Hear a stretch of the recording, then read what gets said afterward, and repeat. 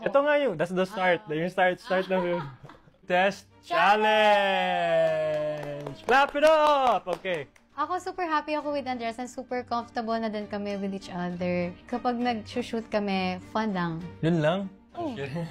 Kami ni Ash already super close and ang dynamic namin is really good and happy ako every time I get to see her sa set. It's always a good experience and I enjoy our time together. Wow! From the heart pa yan. Sige nga, wait nga. Try nga natin. Did you like my personality when we first met? Oo, yes. Yes, yung answer Gusto ko mo, yung ha? personality niya kasi siya... Ay! Naglulay ako. No. Mahashi. I believe her naman. This is lying. Ako, kinilig ka na ba ever sa mga scenes natin? Let's go. Wala pa! Meron? Meron. I lied. Have you ever been annoyed with me on set? Actually, ngayon. Wow! Joke lang. Hindi. Pero sobrang natatawa lagi ako sa kanya. Never siya na-annoy sa akin. Hindi pa. Pero kung ma-annoy ako sa kanya, sasabihin ko sa kanya. Truth to siguro. Huli ka. Lying. Hindi nga. Lying is bad. Lying din yung kilig mo kanina? Oo.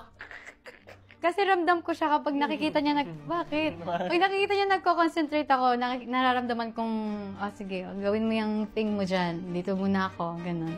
Pag nakikita ko na medyo nasa stress na si Ash, careful ako kasi alam ko din na ayoko na maging inis siya sa akin. So, diba? Safe always. Imagine yourself in your character's love stories. Yes. Si Kiefer. Mas Kiefer or mas Rafi? Both.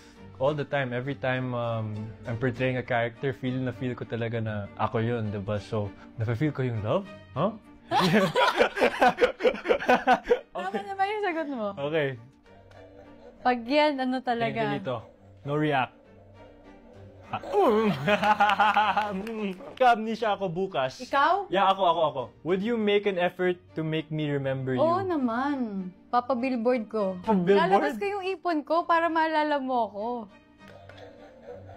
Kinakabahan na ako. So magpapa-billboard siya talaga? Oh my Billboard talaga gosh! ako. Saan mo gusto? New York? Between the two of us, sino ang mas hopeless romantic? Siyempre, hindi ko sasabihin na ako yun. But, I'm gonna say, ako. Tapos, tingnan mo. Lie. Sige, tingnan natin. Tingnan mo. Sabihin ko, I'm more of the hopeless romantic.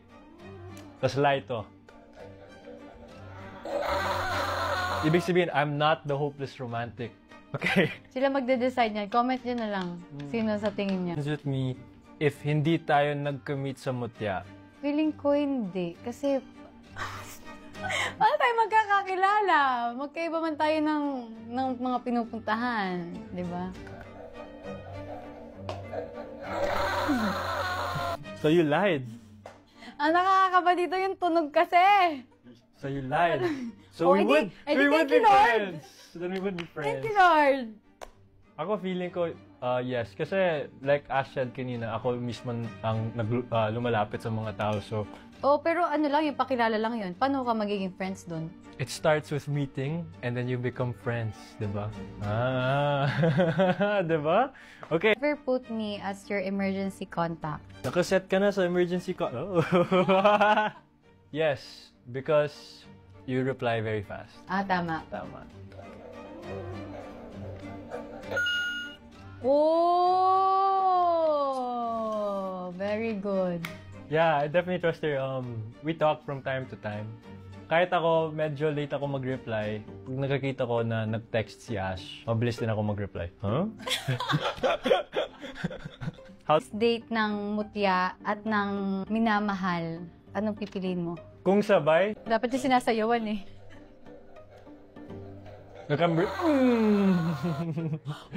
can be answered with yes or no. Mapo on the spot ko ba to? Sige, lapag mo. Mahal mo ba ako? Oo. Love ko lahat. Lie. Love kita. Alam mo kung bakit? Bakit? Kasi love na love. Ah! Bumawi! Galing. That's impressive. Love na love. Alright, congratulations, Ashton, for finishing the game. Yay! Ang masasabi ko lang ay happy ako na nakilala kita at blessing ka sa akin. At sabi ko sa kanya yun, siya yung plot twist ko nung 2025. Ay, 2024. Yeah, this is... Sabi ko. Nervous ka. Okay lang. Kakaya kasi yung ganito. Ako naman, sinabi ko na to dati kay Ash. Blessing siya din sa buhay ko. And I'm super grateful for you. You know, dami mong tinuro sa akin. I learned a lot about myself just working with Ash. And syempre yung dynamic namin, you just can't beat it. I think talaga.